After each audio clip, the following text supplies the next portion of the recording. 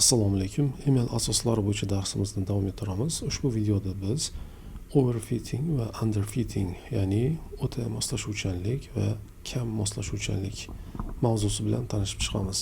Va buni ichida bias variance trade-off, ya'ni og'ish tarqoqlik muvozanati bilan ham tanishib o'tamiz. Shu yerda kichik eslatma: agar siz emailga yangi kirib kelgan bo'lsangiz, iloji boricha darslarni ketma-ket tarzda o'rganishga harakat qiling.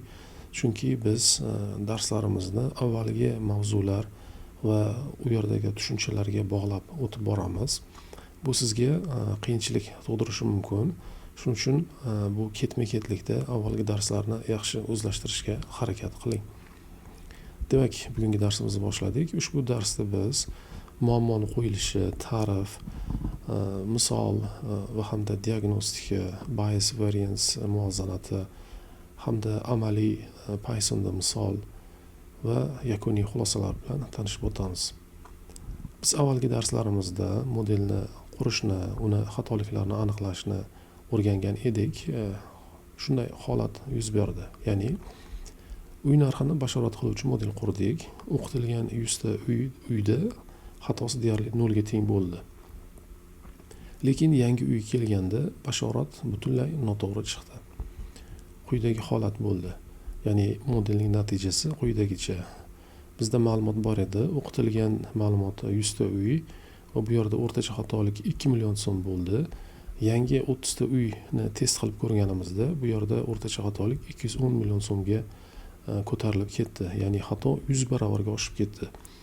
Shu yerda model haqiqatda ham o'rgandimi degan savol tug'iladi. Yana buni kengroq savol bilan o'rganadigan bo'lsak, model qonuniyatni o'rgandimi yoki javoblarni yod oldimi? O'qitish davomidagi xato juda kichik edi-ku, nega testda bu katta bo'lib ketmoqda? Buni oldindan qanday aniqlash mumkin? Shu kabi savollarga bizga overfitting va underfitting degan tushunchalar yordam beradi.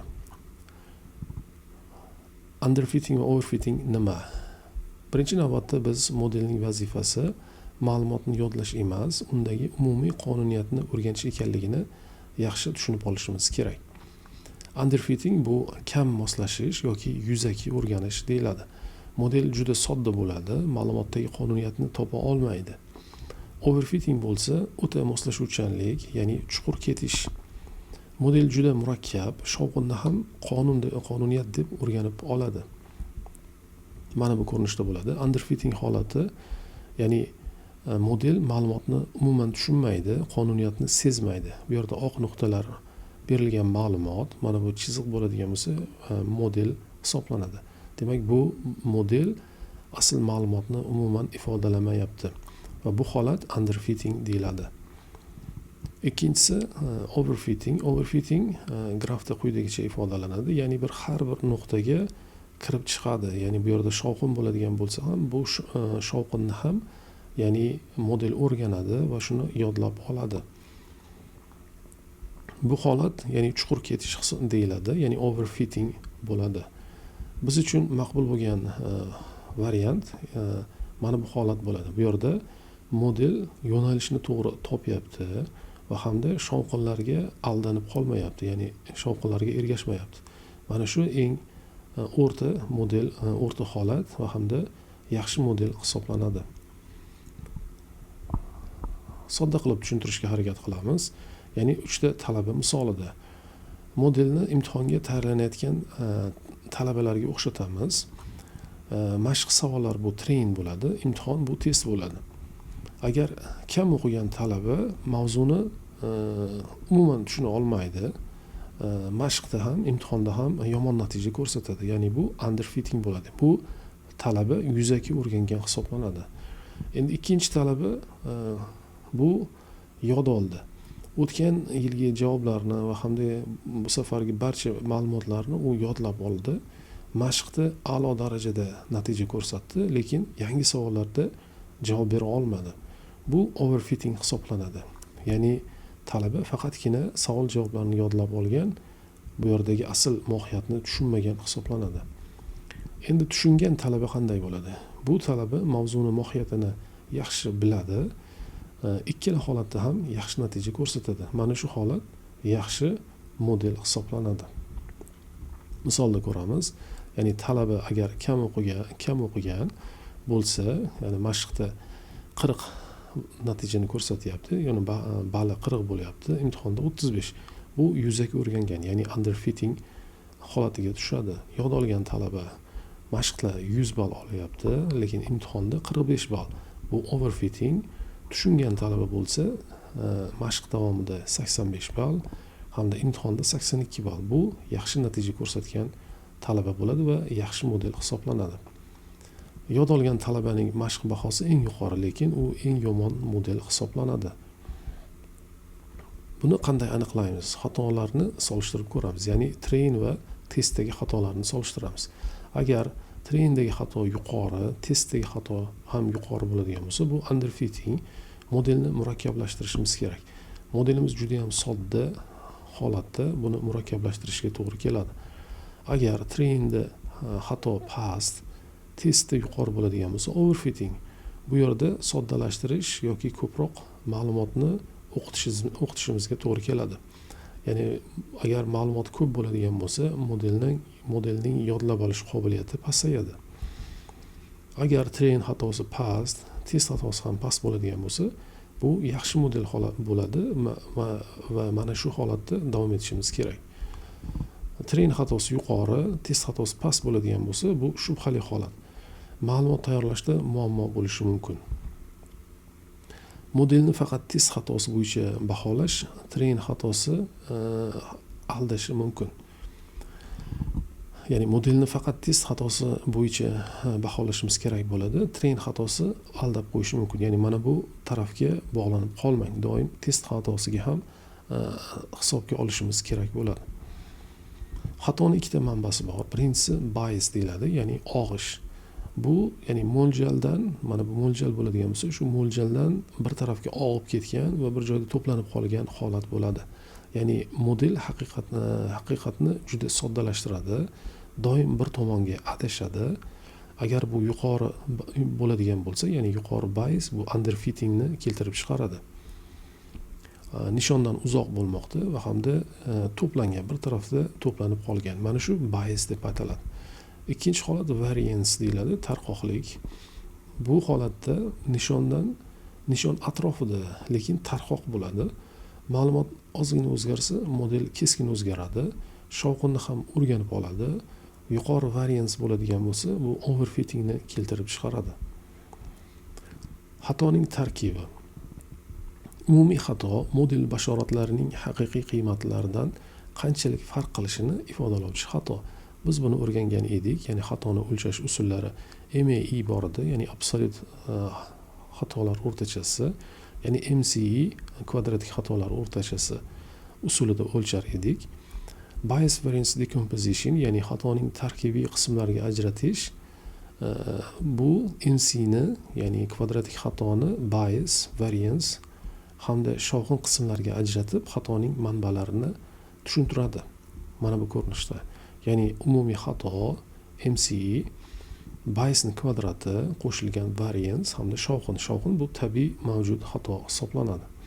Mana shu umumiy xatoni tarkibini ko'rsatadi. Bias variance muvozanati.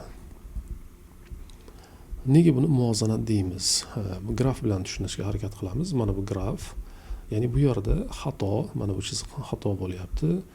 Bu chiziq modelning murakkabligi. Mana bu qismda sodda modelning sodda turishi, ko'rinishi mana bu yerda murakkablashib boradi.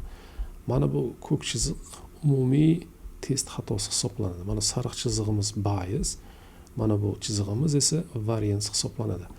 Modelni soddalashtirsak, bias oshadi. Model sodda bo'lgan holatda bias juda ham yuqori hamda umumiy xato ham juda ham yuqori. Modelni murakkablashtirsak, bias kamayadi, variance oshadi. Model agar murakkab tarafga qarab yuradigan bo'lsa, bias tushyapti, variance oshyapti. Bias va variance'ni bir vaqtda 0 ga tushirib bo'lmaydi. Biri kamaysa, ikkinchisi ortadi. Agar tushunarli, ya'ni bu birini tushirsak, ikkinchisi ortib ketadigan holat. Bu yerdagi bizning asosiy vazifamiz bu yerdagi umumiy test xatosini eng kichik bo'lgan nuqtasini topish bo'ladi. Ya'ni mana bu yerda eng test xatosining eng past qiymati hisoblanadi. Mana shu joy biz uchun eng optimal nuqta hisoblanadi. Ya'ni modelimizning ham murakkablik darajasi mana shu joyda to'xtash kerak bo'ladi. Umumiy xato Bayesning kvadrat varians shovqin bo'ladi. Murakkablik oshgan sari xatolar qanday o'zgaradi? Buni ham graf bilan ko'rib chiqamiz. Yana xato bo'lyapti. Modelning murakkabligi o'sib boradi. Bu train xatosi, sariq rang esa test xatosi bo'ladi. Dastlab Bayes yuqori, train va test xatosi ham yuqori bo'ladi. Bu yerda underfitting mana bu holatdan boshlanadi. Ya'ni ikkovida ham xato juda ham yuqori bo'ladi. Bu underfittingga to'g'ri keladi. Testda ham, trainda ham. Murakkablik oshgan sari Bayes kamayadi, Bayes kamayib boradi, test xatosi ham pasayadi. Bu ikkovi pasayishni boshlaydi. Test xatosi minimumga yetgan nuqtada optimal muvozanat bo'ladi. Ya'ni bu yerga kelgandan keyin testimiz ma'lum bir nuqtaga keladi va undan keyin yana tepaga qarab ko'tarilish boshlaydi. Train xatosi pastga qarab tushishni boshlaydi, lekin test xatosi tepaga qarab o'sadi, ya'ni oshib borishni boshlaydi. Mana shu nuqta biz uchun eng optimal nuqta hisoblanadi. Undan keyin variance ortadi, model train ma'lumotiga haddan tashqari moslashadi, ya'ni yodlashni boshlaydi. Train xatosi kamayaveradi, ammo test xatosi o'sadi, ya'ni bu overfittingga olib keladi. Eng yaxshi daraja test xatosi eng past bo'lgan nuqta, train xatosi eng past bo'lgan emas. Ya'ni testni eng past bo'lgan nuqtasi biz uchun modelni to'xtatishimiz kerak, ya'ni murakkabligini mana shu joyda to'xtatishimiz kerak bo'ladi. Uy narxini 3 modelni solishtiramiz, ya'ni uy narxida 3 ta modelni solishtiramiz. Bu yerda bir xil ma'lumot, bir xil bo'linish, 100 ta uy, 100 ta uy trainda, 30 ta uy testda. Faqat model murakkabligi o'zgaradi. Xato, o'rtacha xato 1 million so'mda. Aytaylik, modelimiz birinchi darajali to'g'ri chiziq bo'ldi. Murakkablik past bo'ladi. Train xatosi 85 bo'lyapti, test xatosi 90. Bu yerda tashxis underfitting.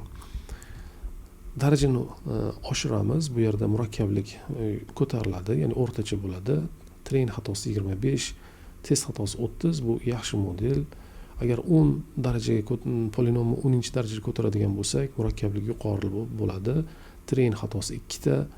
Bu pasaydi, lekin test xatosi oshib ketdi. 210 taga chiqib ketdi. Bu overfitting hisoblanadi. 10-daraja model trainda eng aniq 2 million, lekin testda eng yomon 210 million bu yod olishni keltirib chiqaradi. Buni Pythonda tekshirib ko'ramiz. Avvalo bu yerda kerakli kutubxonalarni yuklab olamiz. Bizga NumPy kerak bo'ladi, Matplotlib, scikit-learn, ichidan train test split, polynomial features, linear regression hamda make pipeline, mean square error funksiyalarini chaqirib olamiz. Bu yerda asosiy g'oya siz underfitting va overfittingni mohiyatini tushunib olishingiz kerak bo'ladi. Ya'ni siz modelni qurayotgan paytingizdagi holatni nazorat qila olish qobiliyatiga ega bo'lishingiz kerak bo'ladi. Ushbu misolda biz mana shu holat qachon ro'y berishi mumkinligini qisqacha va sodda usulda tushuntirishga harakat qilamiz. Birinchi o'rinda biz ma'lumot tayyorlab olamiz. Bu yerda ya'ni random ma'lumot tayyorlaymiz va ularni train va validationga ajratamiz. Validation bu tekshirish bo'ladi. Ya'ni 30% validation bo'lyapti. Undan keyin biz polinomial uchun darajalarni belgilaymiz. 1, 5 hamda 15 holat bo'lyapti. Va ulardan keyin biz ma'lumot chizib ko'rsatamiz va hamda barcha darajalar uchun bu yerda modelni quramiz. Ya'ni polynomial features bilan degreeni beramiz va hamda linear regression ishlatamiz.